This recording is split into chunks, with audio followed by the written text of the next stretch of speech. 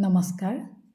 Assam poetry জাৰ্নাললৈ শুভেচ্ছা জনাই কবি গুণ মৰাণৰ অনুক্ৰমে বিশিষ্ট কবি হৰেকৃষ্ণ ডেকাৰ এটি বিখ্যাত কবিতা মোৰ মানুহজনীৰ বাবে এটা প্ৰেমৰ পদ্য শীৰ্ষক কবিতাটো আপোনালোকলৈ পাঠ কৰি আগবঢ়োৱাৰ প্ৰয়াস কৰিলোঁ। কবিতা মোৰ মানুহজনীৰ বাবে এটা প্ৰেমৰ পদ্য। কবি হৰেকৃষ্ণ ডেকা।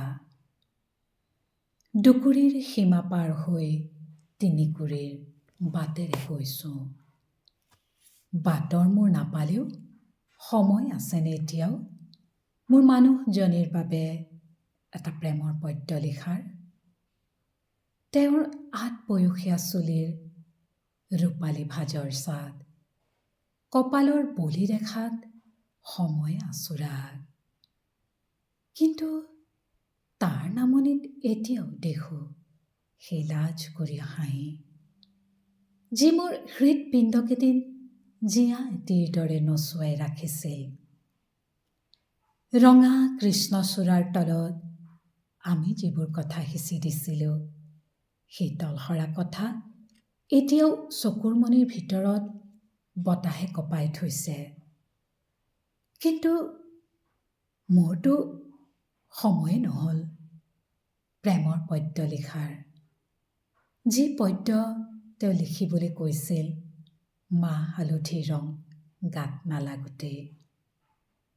প্ৰেমৰ কবিতা নিলিখা তুমি কেনে প্ৰেমিক কবি? মই প্ৰেমৰ পদ্য লিখিব খুজিছিলোঁ, কিন্তু মোৰ নাকত লাগিছিল আধুনিকতাৰ গোন্ধ। মই শব্দবোৰৰ শৰীৰ বোলাই ৰূপকৰ ৰোমহ শিহৰণ পাইছিলোঁ। দূৰলৈ চাইছিলোঁ, এতিয়া সেই বিচ্ছকু পিন্ধিছোঁ, তেতিয়া সেই বিচ্ছকু নাছিল, কিন্তু আছিল, কিজানি ৰঙীন চশমাই আছিল। দেখিছিলোঁ সকলো ধোঁৱা কোৱা, শুনিছিলোঁ আনে কোৱা, নতুন বাট লোৱা, নতুন বাট লোৱা। কি পাইছিলোঁ? বাটৰ মূৰত ৰৈ কেৱল প্ৰশ্নৰ চকুৰে চোৱা। তেতিয়া চকুত গদ্য লৈ প্ৰেমৰ পদ্য লিখাই নহ'লগৈ।